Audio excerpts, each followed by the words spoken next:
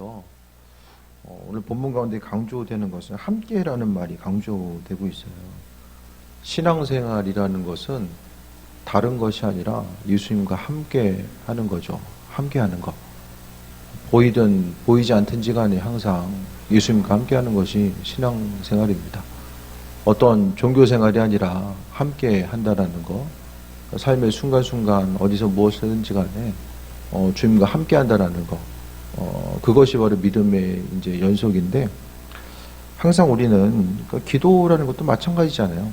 하나님과 더욱더 깊은 그 밀접한 연관성 가운데서 교제하기 위해서 기도하는 것이고, 예배의 순간도 다 마찬가지입니다.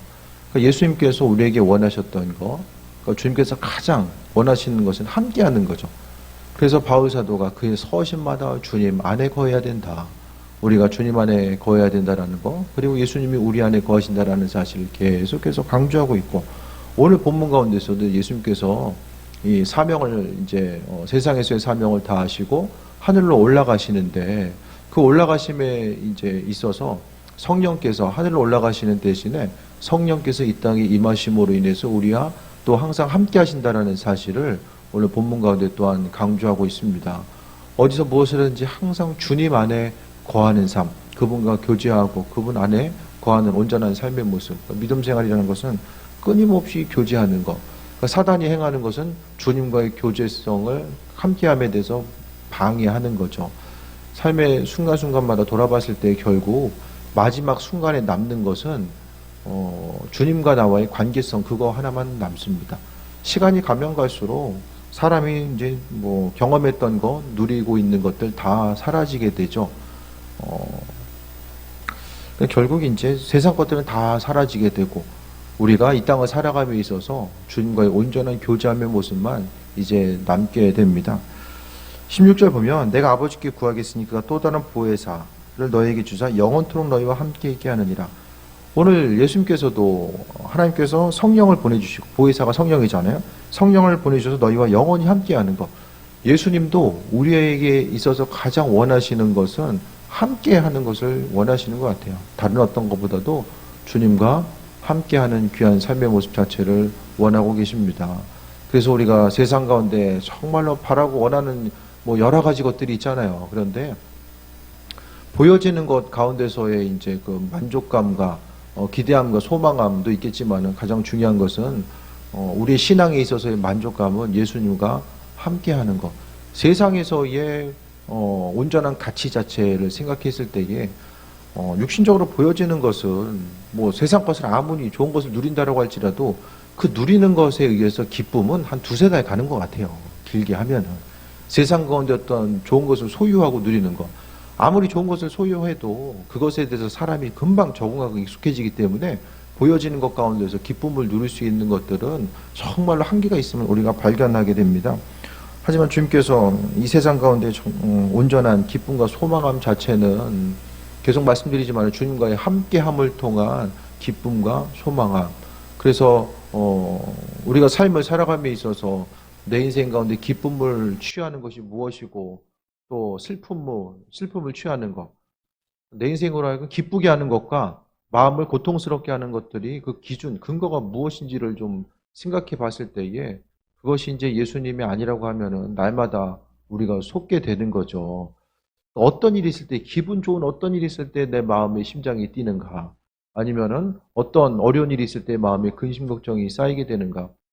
근데 많은 경우에 있어서 사람은 어쩔 수 없이 보여지는 것이, 시각적인 것에 되게 익숙하거든요. 민감합니다.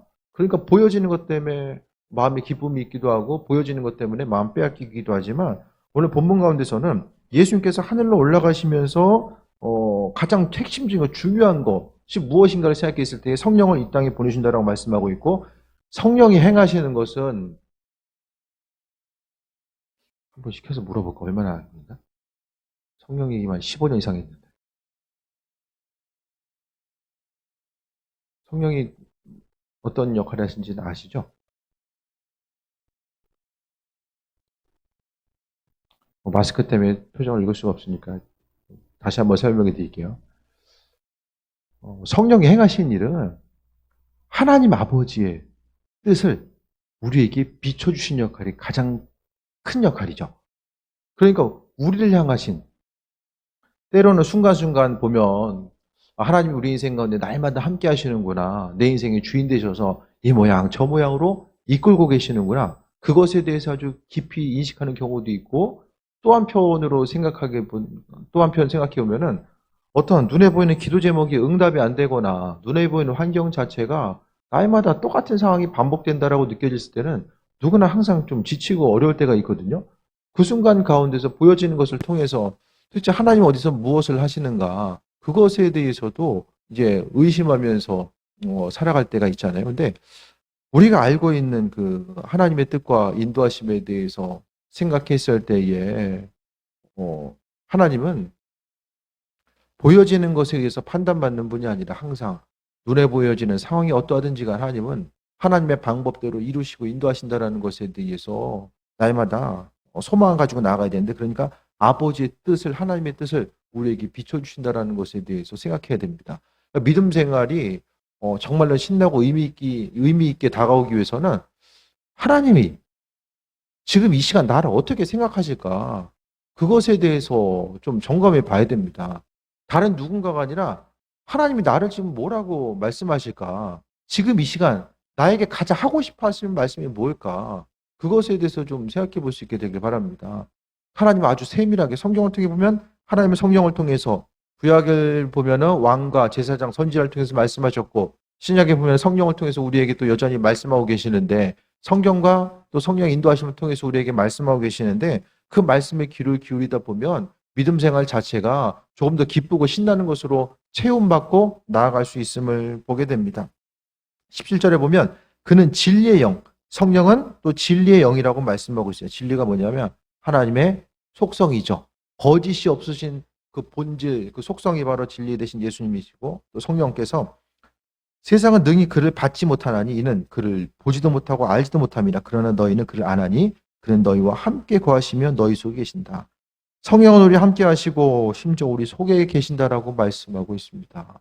어디 먼 곳에서 우리를 바라보시는 것이 아니라 성령은 우리를 우리 속에 함께 하시고 은혜로 충만함으로 인도하신다라는 것에 대해서 보게 됩니다. 믿음 생활 가운데 어쩔 수 없이 우리 믿음이 연약함이 있기 때문에 기도 제목이 응답되면 참 신나는데, 응답이 안 될 때도, 그러니까 때로는 한 단계 우리가 믿음이 성장해 나아가기 위해서는 언젠가도 좀 몇 번 말씀드린 적이 있지만 그 신앙에 좀 암흑기들이 있어요. 암흑기. 기도해도 날마다 은혜 가운데 충만하게 기도했는데 어느 순간부터는 기도해도 주의 뜻이 무엇인지도 모르겠고 아무것도 들려지는 것도 보여지는 것도 없는 그냥 사막 한가운데 내가 놓여 있구나라고 느껴지는 그 절박한 때가 있거든요. 그 순간은 어떻게 생각하면 예수님께서도 십자가에 달리실 때에 하나님과의 단절을 좀 경험하셨잖아요. 그러니까 그 단절의 때는 뭐 죄 때문에 그럴 수도 있겠지만은 다른 한편 생각해 보면은 하나님께서 우리의 믿음을 한 단계 더 업그레이드 시키기 위한 그분의 뜻과 인도하심이 그 안에 또 담겨져 있음을 보게 되는데, 왜냐하면 항상 성령은, 하지만 그 단절의 순간이라고 할지라도 성령께서는 떠나지 아니하시고 우리 안에 항상 함께하고 계신다라는 것에 대해서 말씀하고 있습니다. 그러니까 내 안에 계셔서 주의 뜻에 대해서 묻고자 하는 이들에게 하나님을 비추시고 인도하시고 함께 하신다는 사실을 우리가 발견하게 됩니다. 지난번에도 말씀드렸던 것처럼 믿음 생활 하다 보면은 하나님의 일하심 자체가 정말 이해되지 않는 것들이 지난주에 말씀드렸던 것 같은데요. 정말 많아요. 이해되지 않는 부분들이 정말 많이 있다니까요. 하나님의 이끄심과 인도하심, 그분의 예비하심, 우리 한 사람 한 사람을 향해서 행하신 일들이 이해되지 않을 때도 많이 있지만 항상 그때마다 이해되지 않으면 우리 어떻게 됩니까? 이해 안 되면 하지 말아야죠. 이해 안 되면 믿고 가는 거예요. 믿음으로 살아가는 거. 그러니까 우리가 하나님에 대해서 이해할 수 있는 믿음의 수준의 분량, 그러니까 피조물로서 창조주를 완전히 이해한다는 것 자체가 불가능하죠.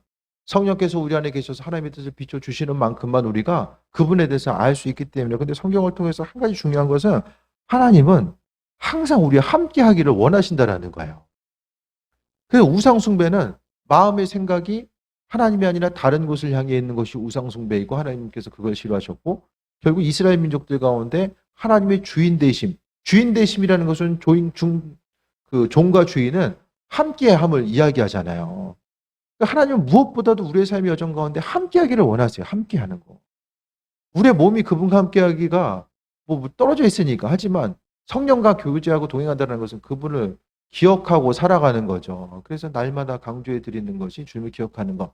그래서 이스라엘 민족들은 작은 함, 테필라라고 하는 그 함을 갖다가 머리에다가 이제 묶고 또 손목에 이제 메고 이제 이런 것들을 통해서 항상 하나님에 대해서 잊지 않으려고 노력하는 거죠. 신명기 말씀을 그 함에 집어넣고서 어디서 무엇을 하든지 간에 하나님 잊지 않고 살아가기 위해서 노력했고 또 문설주에다가 메주와 같은 거를 손가락만한 것을 붙여놓고 나서 그거를 집으로 들어갈 때나 나올 때 한 번씩 만지면서 끊임없이 하루 종일의 삶을 통해서 하나님을 잊지 않고 살아가기 위해서 마음의 중심을 두었습니다.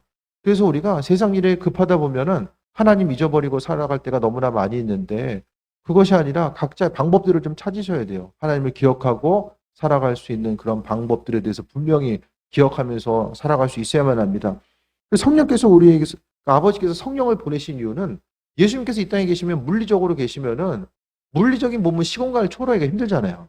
예수님께서 영으로 이 땅에 임하셔서 우리와 시공간을 초월하시는 그분의 능력 자체를 우리에게 비춰주시고 함께 하십니다. 그래서 성령께서는 믿지 않는 사람들은 몰라요. 하지만 믿는 사람들에게는 우리와 함께하고 계시고 속에 계신다라고 말씀하고 있습니다. 그래서 기도의 제목들마다 아버지의 뜻과 인도하심이 무엇인지를 우리가 분별해 알아야 되고 삶의 순간순간마다 주님께서 가장 원하시는 것이 뭘까? 결국 이 땅 가운데 어떤 수많은 것들을 이루고 나아가는 그것보다 우리가 주님과 함께하고 있는 것을 그것을 원하고 계시죠. 그래서 우리와 함께 거하시고 심지어는 우리 안에 그분께서 거하신다라고 말씀하고 있습니다. 그래서 내 안에 예수님의 자리가 풍성하게 더욱더 풍족해지기 위해서는 물어보는 거예요. 물어보는 거. 계속 물어보는 거. 사람한테 전화해서 물어보는 것이 아니라 하나님께 물어보는 거예요. 하나님은 우리가 묻는 기도하는 것을 기뻐하시고 묻는다라는 것은 인격적으로 인정이 있을 때에 믿음 있는 사람들 또 인격적으로 하나님을 인정하는 사람들이 바로 묻는 기도할 수 있거든요. 그래서 내 할 말만 그냥 다 하고 끝나는 것이 아니라 우리의 마음의 중심을 하나님께 내어드리고 묻는 기도하다 보면 그분의 선하신 뜻과 인도하심이 무엇인지도 비춰주십니다. 18절에 내가 너희를 고아와 같이 버려두지 아니하고 너에게로 오리라.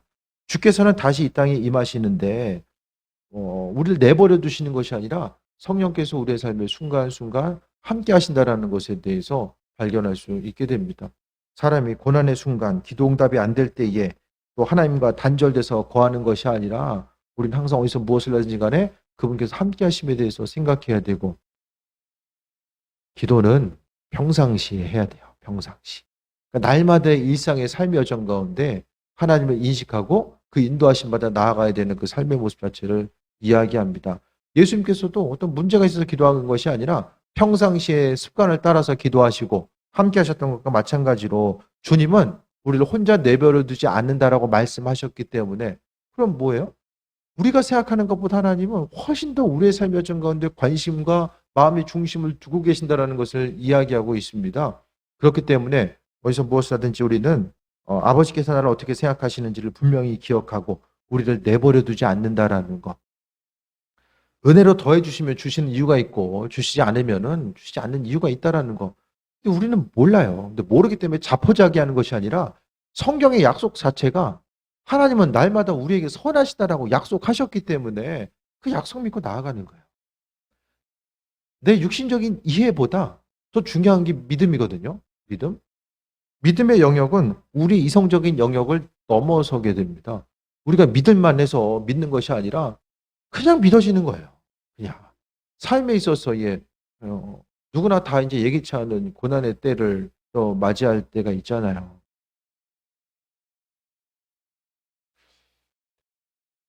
벌써 이제 주변에서 보면 이제 건강의 문제 때문에 주변에 이제 뭐 동기들이라든지 뭐 1, 2년, 2, 3년 선배님들, 선배 목사님들도 보면은 건강 때문에 목회를 이제 더 이상 할 수 없는 상황들이 조금씩 또 생기는 거예요. 주변에서 보게 되면.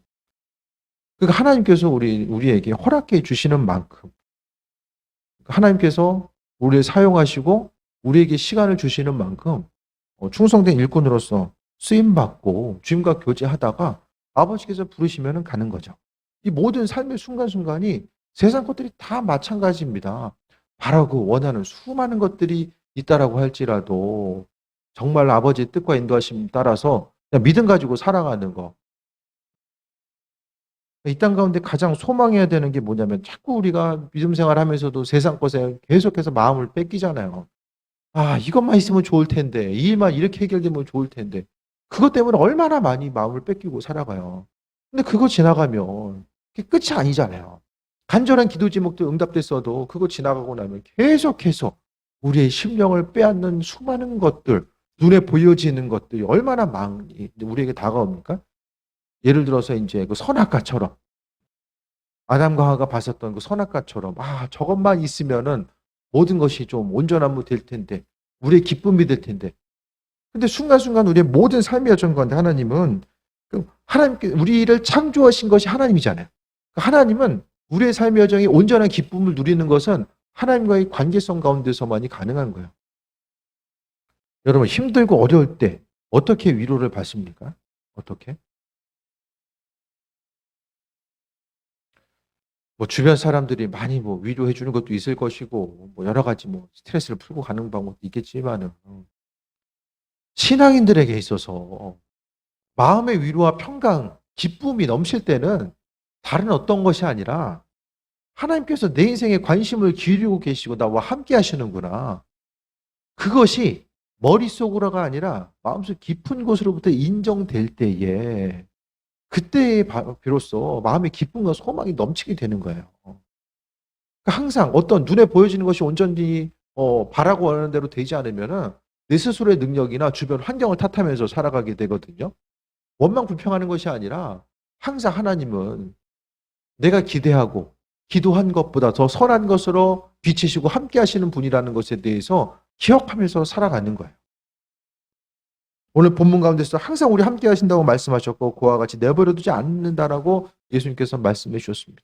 그래서 항상 예수님께서는 제자들과 함께 하셨고 또 부활하신 이후에도 뭐 하셨어요? 제자들과 함께 하셨잖아요. 그래서 눌려있는 그들을 만나주시고 위로하시고 다시 한번 사명을 감당할 수 있도록 은혜 베풀으신 것. 제자들이 죽어서 천국 가야지라는 그것 가지고 복음 전파한 거 아니에요. 그게 아니에요. 제자들에게 예수님께서 제자들에게 천국과 지옥에 대한 것들, 하늘의 상급에 대해서 말씀해 주셨지만 온통 제자들의 그때까지의 생각은 눈에 보이는 예수님이 이스라엘의 왕으로 임하시고 그 왕으로 통치하실 때의 옆에서 어쨌든 다스리는 자로 세상 영광을 많이 구했거든요. 근데 그들이 부활하신 예수님을 만나고 나서 예수님이 하나님 아들됨에 대해서 인정됐지만은 그들의 삶의 모습을 보게 되면 주께서 부활하신 주님께서 만나 주신 것. 제자들은 다 예수님 버리고 도망갔는데 그 하나님의 아들 되신 그분께서 다시 한번 그들을 만나 주시고 함께 하신 것.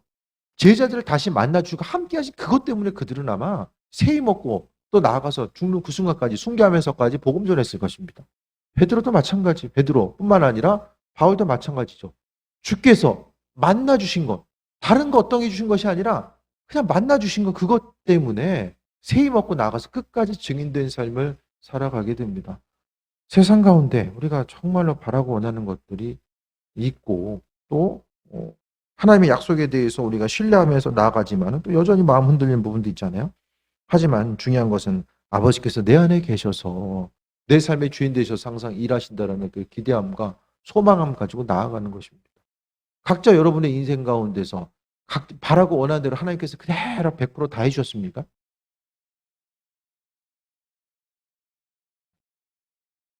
다 해준 사람이 누가 있겠어요? 하나님 모든 거 다 해주시면은 그게 믿음 생활이 이게 가능할까요? 여러분? 원하고 바라는 대로 하나님께서 다 해주신다고 했을 때에 남겨진 기도 제목들 자체는 분명히 하나님께서 이유가 있겠죠. 그 이후에 그것을 이제 하나님께서 남겨두신 그 기도 제목을 풀 수 있는 열쇠가 바로 이 관계가 아닐까. 함께 한다라는 이 주님과 함께한 이것 자체가 그 어떤 기도 제목에 대해서 또 풀 수 있는 하나의 또 해결책, 그 열쇠가 되지 않을까라는 생각도 해보게 됩니다.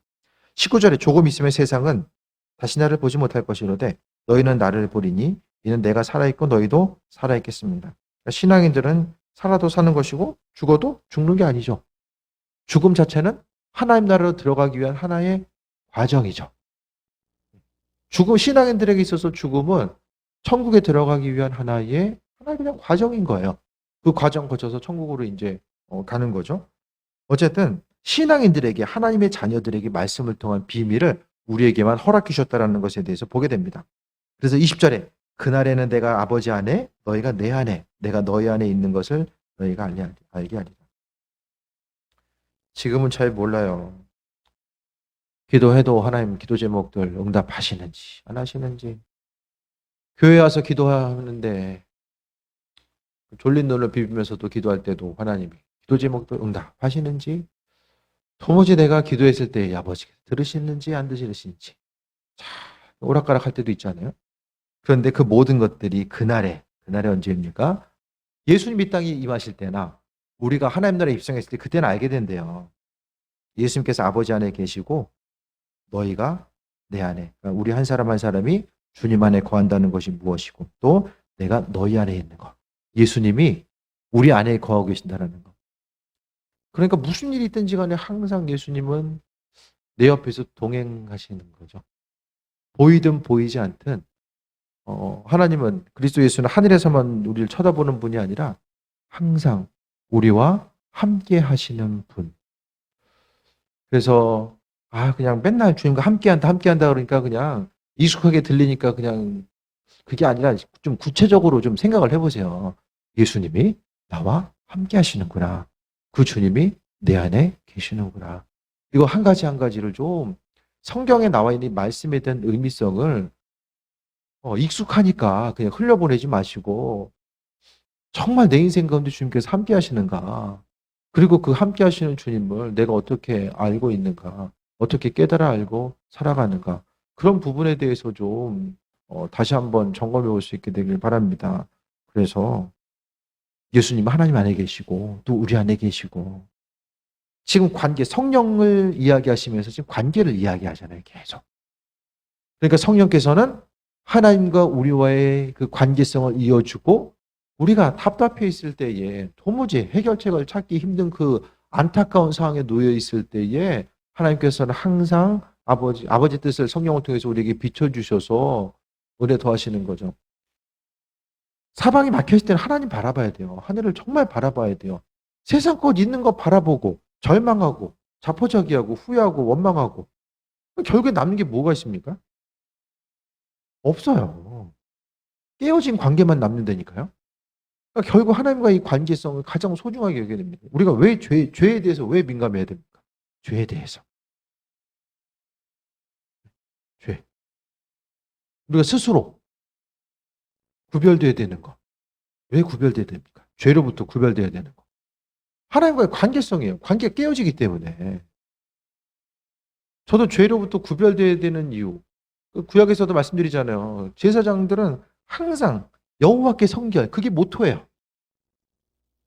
항상 제사장으로서의 직임을 감당함에 있어서 여호와께 성결한 것, 죄로부터 구별되는 것, 성전이 오염되지 않고 성소가 오염되지 않고 제사장이 오염되지 않고 성도들이 오염되지 않고 살아가는 것 자체, 그것이 바로 가장 중요한 목적이었거든요. 죄는 하나님과의 관계성을 파괴합니다. 관계가 파괴되면 마땅히 받고 누려야 될 것들도 누리지 못하고 그때부터 빼앗기는 삶을 살아가게 돼요. 누리지 못하고 빼앗기게 살아가는 것. 날마다의 삶을 통해서 정말 좀 주님이 내 안에 계심에 대해서 생각하면서 한 가지 우리는 죄 앞에서는 좀 긴장해야 됩니다. 긴장해야 돼요. 죄 앞에서. 죄 앞에서 항상 이게 너그럽다 보면 이제 스스로 이제 나중에는 이거 죄가 죄인지도 몰라요. 삶의 순간순간마다 이 죄의 폭이 여러 가지가 있겠지만은 하나님 앞에 긴장해야 돼요. 누가 보든지 안 보든지 하나님은 다 보고 있잖아요. 아니, 내 안에 계신 하나님이 우리 생각을 읽고 계시고 우리의 모든 것을 알고 계시는 것. 그러니까 내 안에 계신다라는 것은 우리의 삶의 위로와 힘과 능력이 되기도 하지만은 죄에 대해서 또 내 안에서 책망하신다는 의미성도 갖게 되거든요. 그러니까 항상 우리가 조심하고 또 조심해야 됩니다. 그리고 우리의 마음과 생각을 별일이 없을 때 모든 것이 좀 잘 돼 보이고 평안한 상태에 있을 때, 힘들 때는 누구나 다 기도하거든요. 당장 힘들고 어려운 일이 있으면은 기도 부탁하게 되고 기도할 수밖에 없어요. 근데 가장 그때는 누구나가 다 긴장하고 기도하거든요. 간절한 기도 제목이기 때문에. 근데 신앙에 있어서 가장 위험할 때는 별일 없을 때. 그냥 별일 없어요. 어제나 오늘이나 별일 없고 인생 살아가는데 별 문제 없고 그냥 이대로 쭉 살아도 인생 괜찮을 것 같고 그때가 가장 심각한 위기의 때입니다. 별일 없을 때가.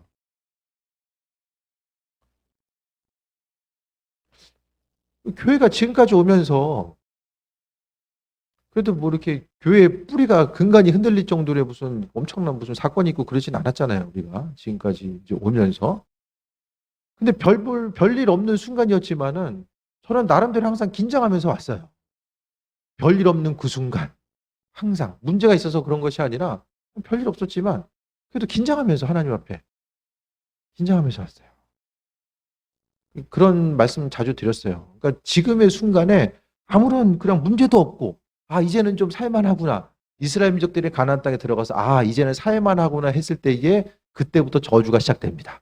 우상 숭배하고 마음의 중심 하나님께 두지 아니하고 세상 것에 두고 그 가치 자체가 광야에서는 절대적으로 하나님 의지하지 않으면 살 수 없었는데 정착한 삶을 살다 보니까 이제는 굳이 뭐 나가서 기도하지 않아도 그냥 만나 없어도 매출하기 없어도 농사 지으면 돼요. 물이 있으니까. 그냥 그대로 스스로의 힘으로 살 수 있다고 생각하니까 그때부터 이제 관계성에 단절이 나타나게 되고 이전엔 절대적인 하나님. 그런데 농사 짓다 보니까 하나님도 계시구나. 바알과 아세라도 있는데 하나님도 계시네. 이렇게 되는 거예요. 그러니까 별일 없을 때가 항상 긴장하면서 살아가야 돼요. 그게 아니면은 사단은 우는 사자같이 삼킬 자를 찾는다라고 하는데 그 순간 이제 하나님 앞에 긴장이 풀어지고 죄에 대해서도 용납하고 하나님과의 관계성이 이제 무너지게 되는 거죠. 그래서 인생의 순간순간마다 교회에서 가장 위태로워 보이는 분들은 문제 없는 분들이 아니 문제 있는 분들이 아니라 문제 없는 분들이 사실 좀 제일 위태로워 보여요. 저 순간에 기도해야 되는데. 그런 마음이 정말 들어요. 21절 마지막 구절 봅니다. 나의 계명을 지키는 자라야 나를 사랑하는 자니 나를 사랑하는 자는 내 아버지께 사랑을 받을 것이요 나도 그를 사랑하여 그에게는 나타나리라. 내 안에 거하고 너희는 나의 안에 거하고. 관계를 이야기하면서 관계를 지키는 것이 뭐냐? 바로 하나님 말씀대로 지키고 살아가는 것. 이 온전한 관계성, 아버지께서 내 안에 계시는 삶이라는 것은 바로 하나님 말씀대로 살아가는 거예요. 그 하나님의 말씀. 그러니까 이 관계를 이야기한 아주 친밀한 관계성을 나타내는 것에 가장 핵심적인 게 사랑의 관계. 사람들과의 관계 가운데 저 사람 정말 친밀한 관계성을 갖고 있어. 이 사랑의 관계를 이야기하잖아요. 근데 그 사랑의 관계를 가진 사람이 뭐냐? 바로 계명을 지킨 사람, 하나님의 말씀대로 살아가는 사람. 그런 사람은 아버지께 사랑받는데요. 그리고 아버지께 사랑받는 사람은 예수님께서 사랑하여 그에게 나를 나타내신다.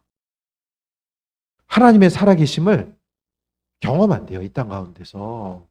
구체적으로 경험한대요. 긴가민가한 것이 아니라 구체적으로 이것을 하나님이 행하셨구나라는 사실에 대해서 우리가 깨달을 수 있도록 은혜 베풀어 주시고 인도하신다는 그런 부분들. 그래서 우리가 알고 있는 하나님, 믿음 가지고 간절히 그분 바라보는 이들에게 하나님께서 은혜 도하시고 인도하시는데 하나님 살아가는 사람. 사랑이라는 것은 주님 내 안에 계시죠? 네. 잘 계시다가 다음에 또 만나요. 이게 아니라 항상 주님에 대해서 기억하고 그분께서 내 안에 계신 그분께서 우리의 삶의 여정 가운데 주인 되셔서 일하시고 인도하심을 바라보면서 살아가는 거죠. 그래서 아버지의 마음이 무엇일까? 말씀대로 살아가고 움직이고 반응하는 것. 말하고 생각하고 움직이는 것이 내 생각과 내 뜻이 아니라 아버지의 뜻과 인도하심이 무엇인지를 기억하면서 살아가는 거예요. 그러니까 사람이 스스로 생각하고 하나님 말씀에 귀를 기울이지 않으면은 그냥 생각나는 대로 말하고 보여지는 대로 반응하고 움직이거든요. 이렇게 하다 보면 이제 열매들이 없어요. 이제 이호세한 목사님이 이제 교회 부임을 해왔는데 고려 지방에 그분이 이제 그런 얘기를 하는 거예요.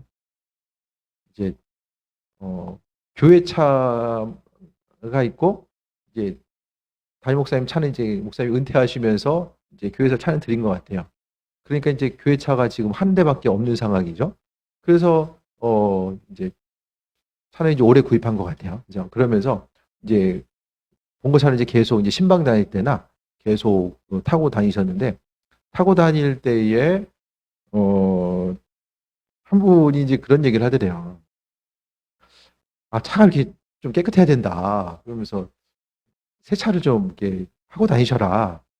이게 직설적으로 얘기 안 했겠지만 그 비슷하게 얘기한 것 같아요. 그러면서 차는 자주 타고 다니는 사람이 세차를 해야 된다. 뭐 인간적으로 그게 맞는 얘기긴 하지만은 어, 나한테도 그럴지 모르겠어요. 세차 좀 하고. 그게 조금 이제 그랬다는 거죠. 근데 한 분이 그 교회 차가 그 목사님 차가 없으니까 승합차 이제 교회도 어느 정도 이제 사이즈가 돼요. 근데 당장은 이제 구입을 이제 못했으니까 그 세차를 제대로 하려면 이제 면봉 가지고 이제 다 이제 세차를 하잖아요. 면봉으로 세차해 보신 적이 있는지 모르겠지만은 그러니까 이제 성도님 한 분이 그래도 이제 목사님 계속 타고 다니셔야 되니까 신방 다닐 때도 그렇고 그 면봉 가지고 다 이제 내부 본인이 청소를 다 하신 거예요. 내부를. 이제 마음 아파하시면서 이제 그분 기준의 입장에서는 뭐 그러진 않아줘도 되는데 그러면서 이제 목사님이 그런 얘기를 하는 거예요. 초창기 이제 교회 부임해서 좀 어려움이 있었는데 그래도 이제 본인도 차를 이제 본인 차를 타고 다니다가 또 사정이 있어서 이제 다른 분 드리고 이제 그냥 와서 기차 타고 다니셨는데 부임해서 마음에 좀 어려움이 있었지만은 그래도 그 면봉으로 차를 닦아주신 그분 그 마음 때문에 그래도 차를 타고 다녀도 기쁨으로 저는 타고 다니고 힘들고 어려운 순간이 있었지만 그래도 딴 데 가야 되겠다 생각 안 하고 거기서 섬기면서 있을 수 있었다. 대화하면서 좀 그런 얘기를 했거든요. 그러니까 똑같은 상황이지만은 보여지는 것, 들려지는 것으로 객관적인 사실 가지고도 뭐 얘기할 수 있겠지만 그거보다는 더 어쨌든 좀 아버지의 마음이 뭘까에 대해서 한 번 더 좀 생각해보고 신앙인으로서 말하고 움직이고 행동하는 것 자체가 하나님 말씀에 근거해서 움직이고 반응하다 보면 주님께서 은혜로 베푸시고 인도하시지 않을까. 각각의 삶의 여정 가운데서 그분이 원하시고 바라신 일들이 무엇인지를 돌아보면서 살아가다 보면 하나님께서 그에게 나를 나타낸다. 하나님의 살아계심을 분명하게 나타내신다라고 말씀하고 있잖아요. 우리가 그 믿음 없으면 어떻게 신앙생활을 해요? 모호하고 막연한 것을 할 수 없잖아요.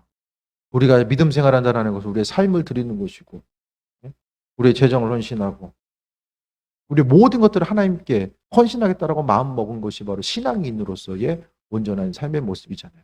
그래서 오늘 분명하게 하나님은 살아계셔서 성령으로 이끄시고 인도하신다라고 말씀하셨고 그분의 예비하심과 은혜 풍성함으로 베푸신다라는 것. 그런 부분에 대해서 우리가 다시 한번 돌아봐야 됩니다. 그래서 믿는 자로서 하나님 말씀대로 살아가는 것이 무엇일까? 하나님 일하심과 인도하심이 무엇인지 잘 모를 때도 많이 있죠. 다 100% 어떻게 알아요? 하나님이 알려주시는 것만 아는 거죠. 근데 중요한 것은 하나님의 살아계심을 경험하는 것도 중요하지만 믿음 가운데 정말 잊지 말아야 될 것은 하나님은 날마다 우리의 삶의 여정 가운데 선한 것으로 함께 하신다. 그것만 마음의 중심을 가지고 있으면 당장 눈에 보이는 것이 되어지지 않고 또 간절히 우리가 지금 기도하는 것들이 응답되지는 않는다라고 할지라도 그것 때문에 하나님 판단하는 것이 아니라 하나님 이끄심과 인도하심에 대해서 바라보고 나아가는 거죠. 오전에 이제 교인들 이제 좀 사업하는 가정들 위해서 기도하다 보면 그 생각이 들더라고요. 하나님께서 이루시고 인도하심에 대해서 소망함 가지고 기도하는데 그 한 목사님 오셔가지고 그때 간증 저기 이제 예화로 들어주신 게 지방의 어떤 교회에서 이제 한 분이 교회 수리를 해야 되는데 이제 돈이 없어가지고 달라고 기도했잖아요. 근데 그 방어 때 사건 아시잖아요. 방어. 그래서 앞에다가 이제 그물 쳐놨는데 그 그물망이 그분만 있는 것이 아니라 수많은 이제 그물이 있는데 옆에 그물을 쏙쏙 피해가지고 그 방어 떼들 방어가 상당히 커요. 그래서 이제 전문가들이 이야기하기를 방어가 그 그물에만 들어가기 위해서는 방어가 일렬로 줄을 서가지고 꼬리에 꼬리를 물고 그 그물로 들어가지 않으면 이거 해결 그렇게 채워질 수가 없다. 역금을 피해서 줄 서야 되는 거. 그 이미지가 제가 어쨌든 교인들 기도하면서 어쨌든 그것 때문에 이제 그 한 번에 수억 원을 소유하게 되고 또 교회 공사하고 이런 일들이 있었잖아요. 그래서 기도했을 때에 요즘에 그렇게 기도해요. 방어대를 한 줄로 세우신 하나님, 교회 가운데 역사하셔서 하나님 부어주시기 바랍니다. 네.